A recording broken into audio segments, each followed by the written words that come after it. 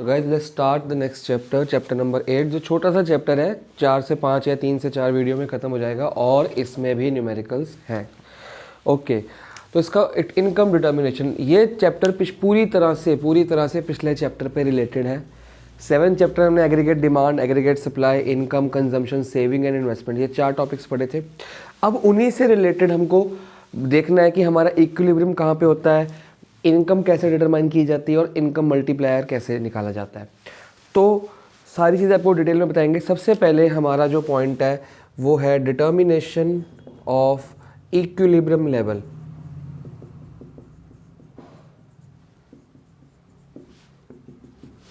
Equilibrium level कहाँ पे होता है इकोनॉमिक में? इकोनॉमी में इक्विलिब्रियम आप लोग को मैं नोट्स भेज दूंगा मार्क करके, और लेकिन फिर भी अपनी बुक खोल लीजिए, चैप्टर नंबर 8 के फर्स्ट पेज पे एक कर्सिव राइटिंग में डेफिनेशन लिखी है, an economy is in equilibrium when aggregate demand is equal to aggregate supply. कि जितनी डिमांड उठ रही है, जितने लोग डिमांड करेंगे हमें ये चीज़ चाहिए, not for the product, not for the state, not for a particular market, but aggregate nation में जितनी भी एग्रीगेट डिमांड का मतलब हमने पढ़ लिया कि सारी चीज़ों की पूरे देश में टोटल डिमांड, वो इक्वल टू हो जाती है सारी चीज़ों की पूरे देश में टोटल सप्लाई। जितनी हम डिमांड मांग रहे हैं उतनी हमको सप्लाई मिल रही है, तो उसको बोलते हैं हम इक्विलिब्रियम लेवल। अगर मैं इसको और ब्रॉड करूं तो हमारा एग्रीगेट डिमांड का फॉर्मूला क्या है? एग्रीगेट डिमांड को मैं ऐसे लिख सकता हूं, C+I, और ये आपने नोट करना है जी, इकोनॉमिक्स की कॉपी में नोट करना है। इसको मैं ऐसे लिख सकता हूँ C+S, क्योंकि हमने लास्ट चैप्टर में इसके फॉर्मूले किए हुए हैं। तो जब मैं ये देखूंगा, ये C से C कट गया and we are left with I is equal to S। तो बेसिकली हमारे पास 2 अप्रोचेज हैं इस चैप्टर में। इक्विलिब्रियम को पढ़ने के लिए 2 अप्रोच में जाएंगे।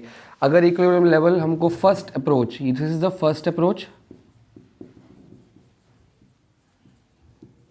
and this is your second approach।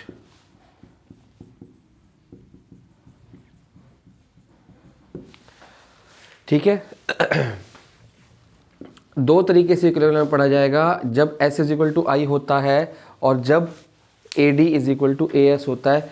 इसके पूरे डिटेल में कर्व्स, ग्राफ्स थ्योरी सब कुछ डिटेल में किया जाएगा। चलो एजम्पशंस पढ़ लेते हैं बुक में से। It is assumed that there is no government and foreign sector. हम सिर्फ यहाँ पे 2 सेक्टर की इकॉनमी पढ़ रहे हैं। कौन से? Only and only house hold and firms. ये हमने पिछली क्लास में आपको, पिछले चैप्टर में आपको बताया हुआ है। वैसे सिर्फ हाउस होल्ड होता है, फर्म्स होती है, गवर्नमेंट होती है, फॉरेन इंटरनेशनल मार्केट होती है। बट हम छोटा करने के लिए और इजी करने के लिए, ये कॉम्प्लिकेटेड चीज़ें ना हो, हम सिर्फ 2 सेक्टर्स ले रहे हैं, हाउस होल्ड एंड फर्म्स, और गवर्नमेंट एंड वो नहीं ले रहे। Okay, it is assumed that investment expenditure is autonomous, that is investments are not influenced by income. जो इन्वेस्टमेंट ली जाएगी वो ऑटोनोमस इन्वेस्टमेंट होगी, और ऑटोनोमस का अभी तक आपको पता लग गया है मतलब जो इनकम, देखो 2 चीज़ें होती है, एक तो होती है ऑटोनोमस, एक होती है इंड्यूस्ड। अगर आपने पिछला चैप्टर नहीं पढ़ा तो पहले पिछली वीडियो देखिए। ऑटोनोमस मतलब कि इनकम जितनी मर्जी, ज़ीरो लेवल ऑफ इनकम पे जो इन्वेस्टमेंट होती है, कि जब आपकी इनकम ज़ीरो है तो आपकी जो इन्वेस्टमेंट रही होगी, मान लो 20 रुपये, वो होती है ऑटोनोमस इन्वेस्टमेंट। क्योंकि वो जब आप कुछ कमा भी नहीं रहे, आपको रहने को घर तो चाहिए, वो आपकी छत तो है, वो आपकी इन्वेस्टमेंट है। जैसे जैसे इनकम आपकी बढ़ती है वैसे वैसे आपकी इन्वेस्टमेंट भी बढ़ती है, और ये वाली इन्वेस्टमेंट होती है इंड्यूस्ड इन्वेस्टमेंट। ये मैंने आपको पिछले चैप्टर का एक बार रिवाइज करा दिया। It is known as induced. और ये वाली कौन सी होती है? जो हमको पैसा हो चाहे ना हो तब भी करनी पड़ती है, ऑटोनोमस इन्वेस्टमेंट। चलिए, तो हम ये मान के चल रहे हैं कि इन्वेस्टमेंट जितनी भी यहाँ पे वो ऑटोनोमस है, मतलब वो फिक्स्ड है। Price level are assume to be constant. जितने भी चीज़ों के रेट्स हैं, जब हम AD is equal to AS मान रहे हैं, हम ये मान रहे हैं कि prices are to be constant. क्यों? अगर प्राइस चेंज होते रहेंगे तो डिमांड चेंज नहीं होगी। हमने 11th में पढ़ा था कि जब प्राइस बढ़ती है तो डिमांड घटती है, और जब प्राइस घटता है तो डिमांड बढ़ती है, ये हमने 11th में पढ़ा था। हमने जब AD इक्वल टू AS को इक्विलिब्रियम पे लेके आना है, हम ये मान के चल रहे हैं कि प्राइस चेंज नहीं हो रहा। जब प्राइस चेंज ही नहीं होगा तो डिमांड भी चेंज नहीं होगी, तो हम इजीली इसको सेटिस्फाई कर पाएंगे। Okay, equilibrium output is to be determined in the context of short run. हम शॉर्ट रन पीरियड पढ़ रहे हैं। अगर आपको याद हो शॉर्ट रन क्या होता है, अब बोलोगे सर 1 महीना 2 महीना, नहीं, 11th में पढ़ाया था। शॉर्ट रन एक वो पीरियड है जिसमें आप प्रोडक्शन को बढ़ा या कम कर सकते हो, मतलब आउटपुट को या फिनिश गुड्स को चेंज कर सकते हैं production by changing only variable factors. हमारे पास 2 फैक्टर थे, एक थे वेरिएबल फैक्टर्स और एक थे फिक्स्ड फैक्टर ऑफ प्रोडक्शन, जिसमें लेबर वगैरह, इसमें क्या आता है, लेबर, फ्यूल, पावर, छोटे छोटी चीज़ें, इसमें लैंड, बिल्डिंग, मशीनरी वगैरह वगैरह। तो वो कहता है कि सिर्फ वेरिएबल फैक्टर को चेंज करके अगर आप प्रोडक्शन बढ़ा सकते हो, वो पीरियड होता है शॉर्ट रन, जिसमें वे फिक्स फैक्टर चेंज करने पड़ते हैं। फिक्स चेंज होंगे तो वेरिएबल ऑटोमेटिकली चेंज होंगे, 2 मशीनें नहीं लगाओगे तो लेबर रखनी पड़ेगी आपको। तो जब फिक्स्ड और वेरिएबल दोनों चेंज होते हैं तो वो होता है लॉन्ग रन। हमको शॉर्ट रन के पीरियड में ही पढ़ना है कि जब सिर्फ वेरिएबल फैक्टर को चेंज किया जाएगा, फिक्स फैक्टर को चेंज नहीं किया जाएगा। इसकी डिटेल मैं नहीं बताऊंगा आपको, किसी ने पर्सनली पूछनी तो पूछो, वैसे 11th में आपको पढ़ा रखा है। अब हम स्टार्ट करेंगे हमारा first approach, that is aggregate demand and aggregate supply approach.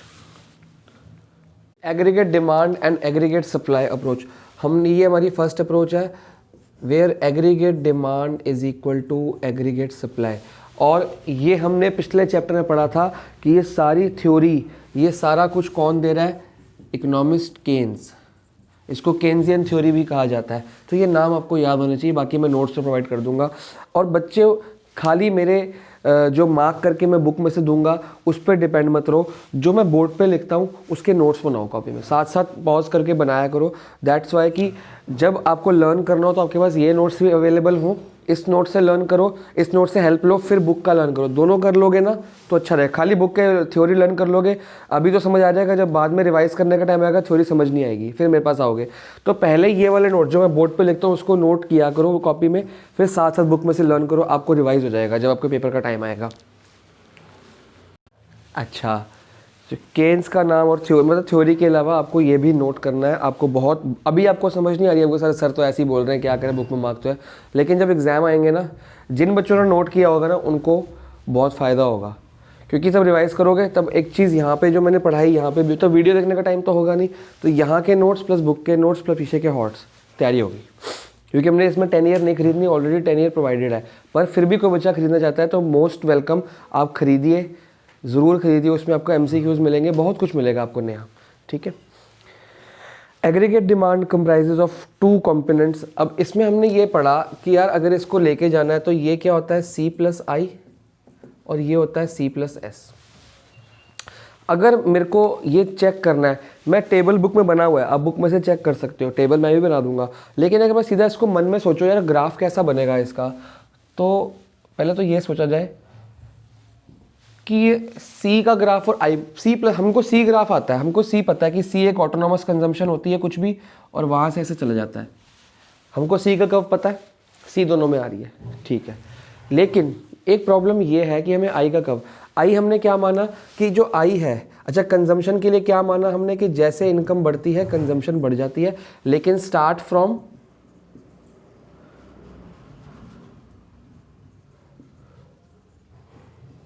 C बार, ये C बार से स्टार्ट होके बढ़ती रहती है। वैसे मतलब मैंने आपको 11 से बता रखा है, जब दोनों इंक्रीज या दोनों डिक्रीज होंगे कर्व अपवर्ड होता है, ठीक है। और I के लिए हमने क्या सीखा है, ये सब बुक में लिखा है, फिर भी आप लिखोगे। I के लिए हमने क्या पढ़ा, there is autonomous investment. Autonomous investment मतलब इनकम जितनी मर्जी हो ये उतनी ही रहती है, तो ऑटोनॉमस इन्वेस्टमेंट ऐसे जाती है, हमने ये भी सीखा था पिछले चैप्टर में।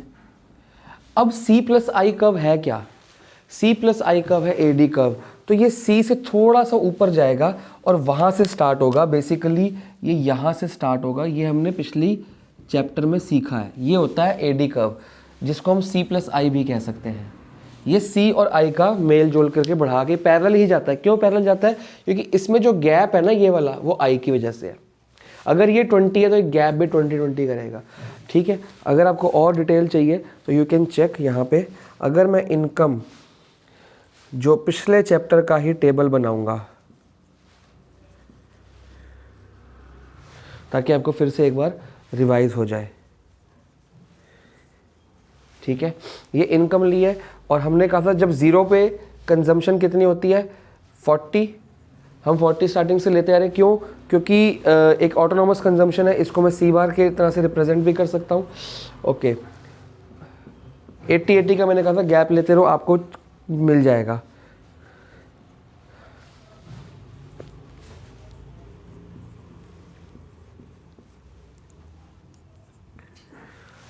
ठीक है।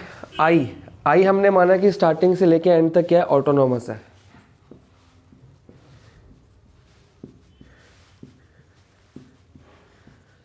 तो अगर मैं एडी को देखूं, सी प्लस आई कितना हुआ 80, कितना हुआ 160, कितना हुआ 240।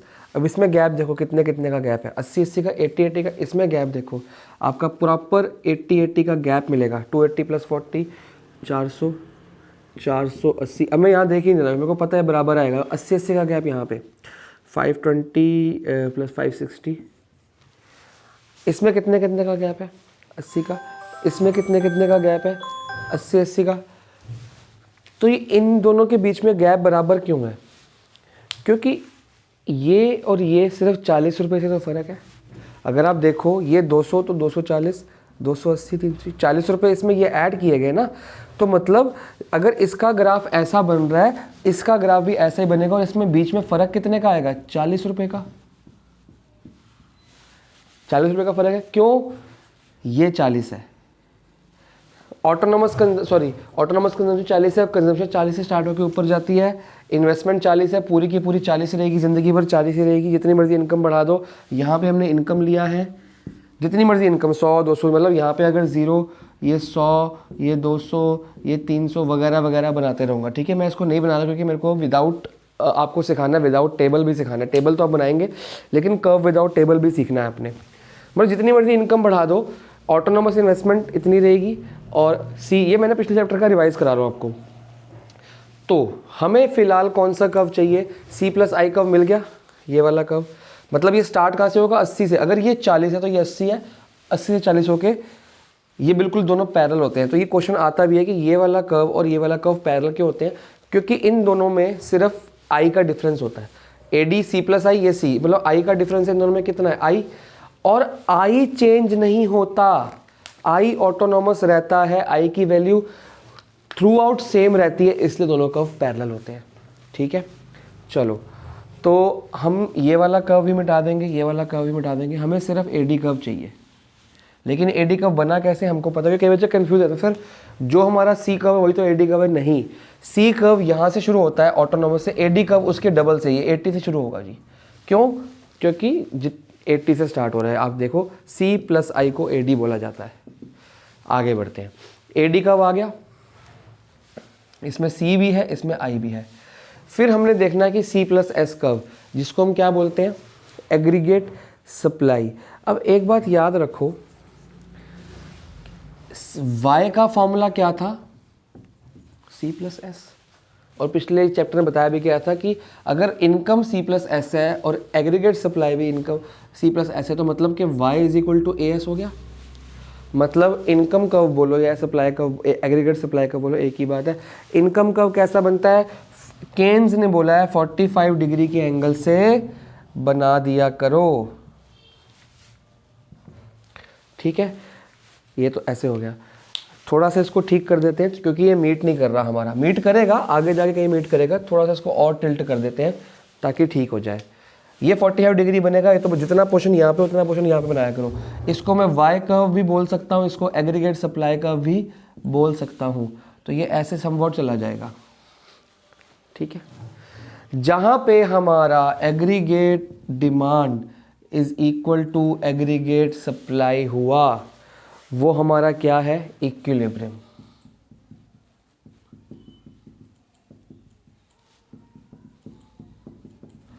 और अगर यहाँ पे चेक करना चाहते हो, देखो यही आपका एग्रीगेट सप्लाई कर्व है, ठीक है। सेविंग्स को लेके चल लो। अच्छा ये देखो कहाँ पे इक्वल हो रहा है, यहाँ पे 400 एग्रीगेट डिमांड और 400 एग्रीगेट सप्लाई। तो आप बोलोगे सर यहाँ पे aggregate supply C plus S है, सी तो है, एस कहाँ है? तो मैंने आपको पिछले चैप्टर में बताया कि एस कैसे लेना है। जितना कंजम्पशन है टोटल, ये वाई का फॉर्मूला क्या है?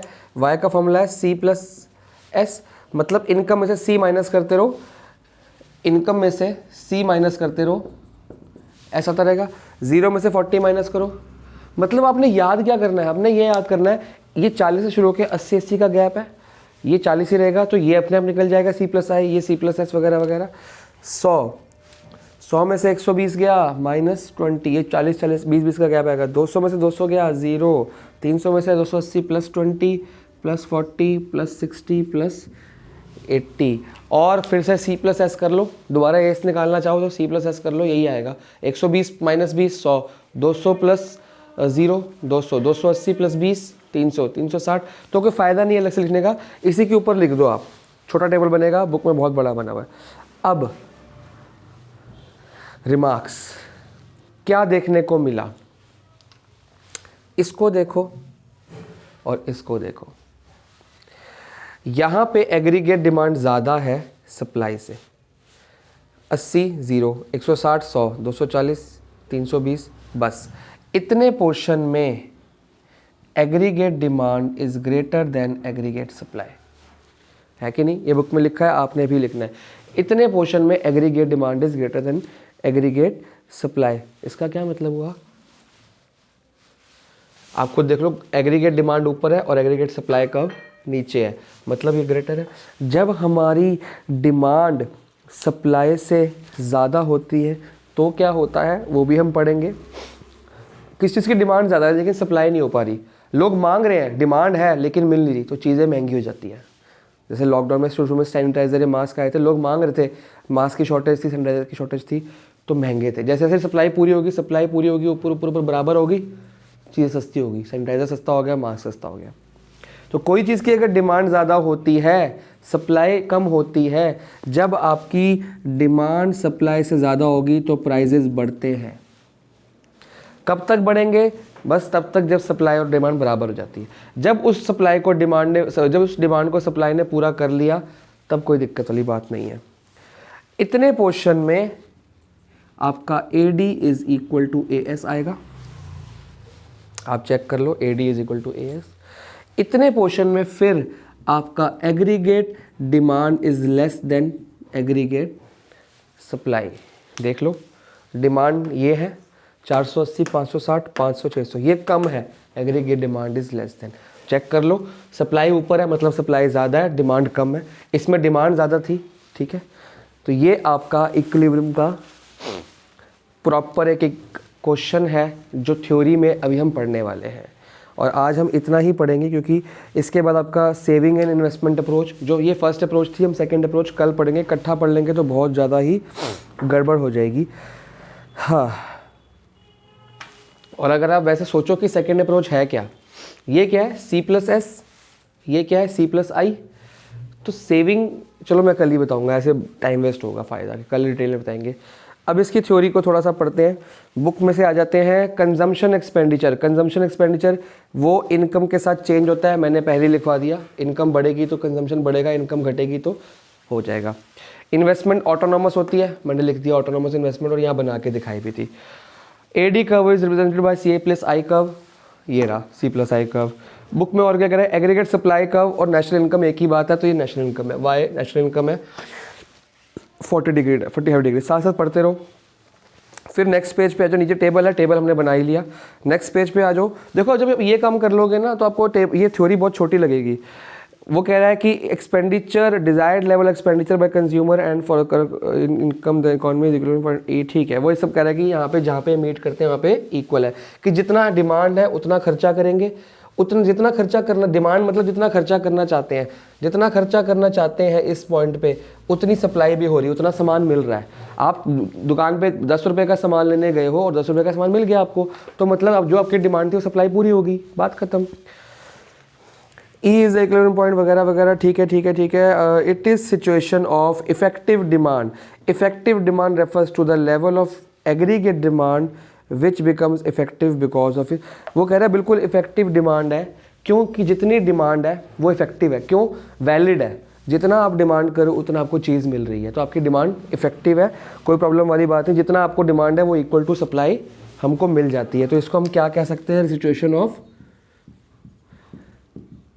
देखो मैंने यहाँ पे लिखा, आपकी कॉपी पे इससे पहले पहले ये लिखा होना चाहिए साथ साथ, जैसे मैंने इफेक्टिव डिमांड लिखा आप भी साथ में लिख लो, ताकि चीज़ें यहीं से क्लियर हो जाए। जब आप ये देखोगे और जब आप थ्योरी देखोगे, आपको सारे नोट्स, ये नोट्स होते हैं बेटा बनाने के लिए इकोनॉमिक्स में, आगे आप कॉलेज वगैरह में जाओगे तो यही नोट्स आपके काम आने वाले हैं। 12th का इकोनॉमिक्स का जो रजिस्टर है और अकाउंट्स का और ख़ास करके मैथ्स का रजिस्टर की बात कर रहा हूँ, बुक्स तो संभालनी है। 12th की बुक्स किसी को देनी नहीं है, अगर 11th की पढ़ी है तो 11th की मत देना, क्योंकि आगे आपने कॉलेज में सब कुछ 11th की और 12th की सारी बुक्स काम आने वाली हैं कॉमर्स विद मैथ्स में। एंड अगर रजिस्टर संभाले हुए हैं तो बहुत बढ़िया, रजिस्टर भी किसी को मत देना, बुक्स से ज़्यादा इंपॉर्टेंट रजिस्टर होते हैं, क्योंकि वहाँ पे आपके खुद के बनाए नोट्स होते हैं। अब when aggregate demand is more than aggregate supply, ये वाली सिचुएशन, ये फर्स्ट सिचुएशन है, इसके बारे में बुक में थ्योरी है, उसको डिस्कस करते हैं कि जब एग्रीगेट डिमांड ज़्यादा होती है तो क्या होता है। It means that consumer and firms together would be buying more goods than the firm are willing to produce. मतलब जितनी चीज़ें मिल रही हैं, चीज़ें कितनी मिल रही हैं? इतनी, लेकिन खरीदना कितना चाहते हैं? इतना। मतलब हमें चाहिए, क्या चाहिए हमें? हमें चाहिए 100 किलो कोई चीज़, 100 किलो, लेकिन हमें मिल कितनी रही है? यहाँ से देख लो, हमें मिल रही है 60 kg। हम दुकान पे लेने जा रहे हैं कि भैया पूरी मार्केट कह रही है कि हमें ये चीज़ चाहिए, लेकिन पीछे से मिल कितनी रही है? इतनी। क्यों कम मिल रही है? क्योंकि बन कम रही है, सप्लाई कम है। ऐसे टाइम पे aggregate demand will be greater than supply. और मैंने आपको बताया जब demand will be greater than supply तो इसमें लिखा है कि इन्वेंट्री कम है, इन्वेंट्री मतलब स्टॉक कम है, तभी तो वो तो ऑब्वियस बात है। तो क्या होगा? प्राइजेस बढ़ेंगे, ऑब्वियस बात है, चीज़ें महंगी होंगी, क्योंकि लोगों की डिमांड जब ज़्यादा होती है चीज़ें कम मिलती हैं। जिसके पास होगी ना बेचारे के, ये 100 किलो है, 60 किलो मिल रहा है, जिस दुकानदार के पास 60 किलो होगा ना, वो अपनी मनमर्जी के चार्ज कर सकता है, प्राइसेस को बढ़ा सकता है। उसको पता है यार लोगों को तो डिमांड में चीज़ है, लेकिन मेरे पास ही अवेलेबल है, जिसके पास अवेलेबल है वो अपने मनमर्जी के चार्ज कर सकता है। लेकिन फिर गवर्नमेंट आएगी या फर्म्स आएंगी, फर्म्स क्या करेगी? उस आउटपुट बढ़ाएगी, बढ़ाते रहेगी। डिमांड बढ़ रही है, आउटपुट भी, सप्लाई अभी तो बहुत कम है। देखो अभी कितना गैप है इनमें, बहुत ज़्यादा। डिमांड इतनी है, सप्लाई इतनी कम है। सप्लाई बढ़नी शुरू हुई, डिमांड भी बढ़ रही है साथ साथ, लेकिन गैप कम हो गया। अब डिमांड इतनी है, सप्लाई इतनी पहुंच गई है यहाँ पे, मतलब ये 60 का 80 किलो तक हम मिलना शुरू हो गया है। प्राइजेस थोड़े से गिरे, थोड़े से न्यूट्रल आए, करते करते ये गैप पूरा हो गया एक दिन, और हमारी डिमांड भी बढ़ी, डिमांड पहुंच गई 150 तक। और क्योंकि डिमांड भी देखो ना यहाँ से लेके यहाँ तक बढ़ रही है, और सप्लाई भी बढ़ते बढ़ते 150 तक पहुँच गई। एक दिन जाके ये बराबर हो गई और प्राइजेस भी न्यूट्रल वापस उसी जगह पे आ गए, जहाँ पे पहले थे वहीं पे आ गए। तो इसे कहते हैं, अब इसके बाद इकोनॉमी यहाँ पे रहना चाहती है, जहाँ पे जितना हम डिमांड करते हैं उतना ही सप्लाई हो जाए। अब हमारे देश में क्या होता है, हम एग्रीगेट पढ़ रहे हैं, हमारे देश में क्या होता है कि कोई चीज़ की डिमांड ज़्यादा है, मान लो टमाटर की डिमांड ज़्यादा है या प्याज की डिमांड ज़्यादा है, और प्याज की फसल ख़राब हो गई, बारिशें ज़्यादा हो गई या कम होगी, कुछ भी फसल ख़राब हो गई, तो प्याज की डिमांड तो है ही है, लेकिन पीछे से सामान कम आ रहा है क्योंकि फसल ख़राब हो गई, तो प्याज क्या हो जाता है? महंगा। इस टाइम पे गवर्नमेंट क्या करती है, उनके पास बफर स्टॉक पड़ा होता है, जो हमने price ceiling and price flooring 11th में पढ़ा था, गवर्नमेंट के बफर स्टॉक पड़ा होता है, गवर्नमेंट वो बफर स्टॉक खोल देती है, तो सप्लाई बढ़ना शुरू हो जाती है। करते करते सप्लाई यहाँ तक आ जाती है, मान लो यहाँ तक कि डिमांड अभी यहाँ पे है, सप्लाई अभी यहाँ पे है। कुछ तो राहत मिली लोगों को, कुछ जो प्राइस एकदम से इतने ज़्यादा बढ़ गए थे कुछ कम आए क्योंकि सप्लाई थोड़ी सी बढ़ गई, लेकिन अभी भी गवर्नमेंट सेटिस्फाई नहीं है क्योंकि उसको यहाँ पे चाहिए। तो गवर्नमेंट कह रही है यार हमने सब कुछ करके देख लिया, हम इतना ही सप्लाई कर पाए। गवर्नमेंट बाहर के देशों से खरीदेगी प्याज, इंपोर्ट कराएगी, जब बाहर से के देशों से प्याज आ जाएगा सप्लाई और बढ़ जाएगी, फिर हम यहाँ पे दोबारा से पहुंच जाएंगे। तो गवर्नमेंट फिर ऐसे इंटरफेयर करके चीज़ों को ठीक करती है। हम एग्रीगेट इकोनॉमी पढ़ रहे हैं तो एग्रीगेट सब कुछ इकोनॉमी में गवर्नमेंट का इंटरवेंशन होता है। ओके, अब यहाँ पे आते हैं, when AD is less than supply. कोई चीज़ की सप्लाई ज़्यादा है, बहुत ज़्यादा है, अब डिमांड कम है। सैनिटाइज़र की स्टार्टिंग में डिमांड बहुत ज़्यादा थी, मास्क की डिमांड N95 मास्क की डिमांड बहुत ज़्यादा थी, लेकिन सप्लाई कम थी। गवर्नमेंट ने बनाए, वेंटिलेटर की डिमांड ज़्यादा थी, वेंटिलेटर की सप्लाई कम थी। गवर्नमेंट PPE किट की डिमांड ज़्यादा थी, सप्लाई कम थी, बनाती गई, एक दिन बराबर हो गए। अब आज क्या कंडीशन है, आज जगह जगह सैनिटाइज़र मिल रहे हैं, जगह जगह मास्क मिल रहे हैं। पहले वही मास्क 200 रुपये का था, सैनिटाइज़र 1200 रुपये का था, आज वही मास्क 40 रुपये का आ गया और सैनिटाइज़र कितने के आ गए, 600 700, और बहुत कम हो गए। क्यों? अब क्या कंडीशन आ गई है, अब जो सप्लाई है वो ज़्यादा, डिमांड लेस देन सप्लाई का मतलब और करके हम सप्लाई ग्रेटर देन डिमांड भी तो बोल सकते हैं। एक ही तो बात है, उल्टा कर दो ना, सप्लाई इधर ले और डिमांड, मतलब डिमांड कम है सप्लाई से या सप्लाई ज़्यादा है, देख लो आप, you can check it easily. Supply 600 है तो डिमांड ये है, सप्लाई 500 है तो डिमांड ये है। अब जब किसी चीज़ की सप्लाई ज़्यादा आ जाएगी बहुत और डिमांड कम है, मतलब हमारे पास स्टॉक है फालतू पड़ा रहेगा, अनयूज स्टॉक पड़ा रहेगा। अनयूज स्टॉक रखना भी एक तरह की वेस्टेज होती है कि लोग चीज़ें बनाई जा रहे हैं लेकिन आगे डिमांड कम है, बिक नहीं रही, तो प्राइजेस क्या हो जाते हैं यहाँ पे, बहुत ज़्यादा गिर जाते हैं। जैसे आजकल सैनिटाइज़र के और मास्क भी बहुत सस्ते हो गए, 20-20 रुपये के भी मिलते हैं आजकल। तो क्यों? क्योंकि डिमांड अब उतनी नहीं रही, लेकिन सप्लाई, सबके पास मास्क है, सबके पास सैनिटाइज़र है, राशन की दुकान पे सैनिटाइज़र पड़ा है, केमिस्ट की दुकान पे सैनिटाइज़र पड़ा है, कॉस्मेटिक्स की दुकान पे सैनिटाइज़र पड़ा है, डिस्पोजल के पास सैनिटाइज़र पड़ा है, सबके पास पड़ा है। क्यों? सप्लाई बढ़ गई ना, पीछे से सबने बनाना शुरू कर दिया, डिमांड अब उतनी नहीं रही, क्योंकि डिमांड पूरी हो चुकी है, डिमांड यहाँ पे पूरी हो चुकी है। अब डिमांड धीरे धीरे बढ़ रही है, जब किसी का मास्क खराब होगा, सैनिटाइज़र खत्म होगा तभी बोलेगा, लेकिन यहाँ पे तो बहुत सप्लाई है इसलिए रेट गिर गए। अब सैनिटाइज़र सस्ते हो गए क्योंकि वो कहते हैं बेचो यार, बेचो, डिमांड है चाहे नहीं है। सर्दियों में गर्मियों के कपड़ों की डिमांड होती नहीं तो सेल लग जाती है, जब गर्मियाँ आनी शुरू होती है मार्च में तब सर्दियों के कपड़ों की डिमांड गिर जाती है, लेकिन सप्लाई तो पूरी थी, सेल लगा के सस्ता करके प्राइस गिरा के बेच देते हैं। तो ये प्राइस वाला कंटेक्स्ट जो है नहीं लिखा बुक में, आपने ऐसे लिखना है, ठीक है? तो आपको एम्प्लॉय करना आना चाहिए। अच्छा, अब क्या होता है, it means the consumer and firm together buying less goods, ठीक है, वो तो हो गया, टू क्लियर द। अब यहाँ पे क्या है, स्टॉक ज़्यादा है, जब सप्लाई ज़्यादा है डिमांड कम है, चीज़ें कम बिक रही है, तो यहाँ पे अनयूज्ड स्टॉक है हमारे पास, इन्वेंट्री कह दूँ मैं उसको, अकाउंट्स के बच्चों को पता है स्टॉक को इन्वेंट्री कहते हैं। अनयूज्ड स्टॉक या इन्वेंट्री इकट्ठी हो गई है, मतलब गोडाउन में माल इकट्ठा हो गया है। तो फर्म्स क्या करेंगी, इस इन्वेंट्री को, तो पहले से माल इकट्ठा है, फर्म क्या करेगी, आउटपुट को कम करेगी, मतलब प्रोडक्शन को गिराएगी। यार पहले ही अनयूज इन्वेंट्री पड़ी, बना के इकट्ठा कर लिया, डिमांड कम है, बिक ही नहीं रहा, तो फर्म्स फैक्ट्रियों को बंद करेगी या प्रोडक्शन को घटा देगी, आउटपुट कम करेगी और एम्प्लॉयमेंट भी तो कम करेगी। कुछ लोगों को काम से, जब प्रोडक्शन कम करोगे मतलब मशीनें बंद करोगे, जब मशीनें बंद होंगी तो लेबर खाली बैठेगी, एम्प्लॉयमेंट भी कम होगी। ऑब्वियस बात है ना। यहाँ पे क्या था, यहाँ पे था कि डिमांड ज़्यादा है सप्लाई कम है, डिमांड ज़्यादा है सप्लाई कम है, तो मतलब उस डिमांड को पूरी करने के लिए सप्लाई बढ़ाओगे, सप्लाई बढ़ाने के लिए क्या बढ़ाओगे, आउटपुट बढ़ाओगे, मतलब मशीनें फालतू लगाओगे तो तभी सप्लाई बढ़ेगी, प्रोडक्शन आउटपुट मतलब प्रोडक्शन बढ़ेगी। तो ये फालतू प्रोडक्शन बढ़ाने के लिए मशीनें जब बढ़ाओगे तो आपको लेबर नहीं चाहिए, तो लेबर को भी एम्प्लॉय करोगे, मतलब एम्प्लॉयमेंट भी देश में बढ़ेगी। अब ये खाली लेबर की एम्प्लॉयमेंट नहीं, रिसोर्सेज की, रॉ मटेरियल की, फ्यूल की, पावर की, सबकी एम्प्लॉयमेंट है, सबका इस्तेमाल बढ़ेगा। लेकिन जब सप्लाई ज़्यादा है, पहले से ही हमने फालतू बना के रखा है, लोग खरीद नहीं रहे, डिमांड कम है, तो अनयूज इन्वेंट्री हमारे पास होगी, हम आउटपुट को कम करना शुरू करेंगे। कुछ मशीनों को, अगर मेरे पास 5 मशीनें हैं तो 3 को बंद कर दूंगा, 2 ही चलाऊंगा सिर्फ। अब जो 3 की मशीनें मैंने बंद कर दी, आउटपुट गिरी, बिल्कुल गिरी, और मैं जान के गिरा रहा हूँ। क्यों गिरा रहा हूँ?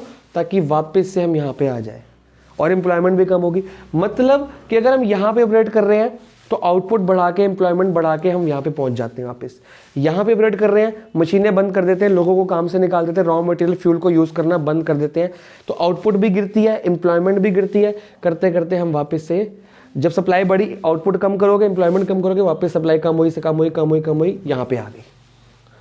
मतलब हम चाहे यहाँ पे हो चाहे यहाँ पे, वापस हमने यहीं पे आना होता है, तभी इसको बोलते हैं इक्विलिब्रियम पॉइंट। ये आपका आज का थ्योरी था। कल हम पढ़ेंगे saving is equal to investment approach, ये हम कल पढ़ेंगे, ठीक है।